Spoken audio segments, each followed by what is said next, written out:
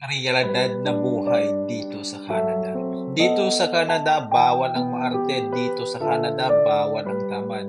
Dito sa Canada, dapat may lakas ka ng loob, may determinasyon sa buhay, at higit sa lahat, may paninindigan. Dahil dito sa Canada, may nababalitaan tayo minsan, may nadidepress, minsan may naho-homesick, kaya minsan nawawalan na sila sa pagtamang pag-iisip, kaya minsan meron na pinipili na ng maging homeless o minsan mga iba't ibang klase ng pamumuhay na dito sa Canada hindi karapat-dapat. Kaya bilang isang OFW, kung ikaw man ay nangangarap maging OFW, kahit hindi lang dito sa Canada, kahit sa ibang bansa o karating bansa sa Asia o sa North America o sa panig ng mundo, kung nangangarap kang maging OFW, gusto mong maging OFW, mga kababayan, isang paalala lang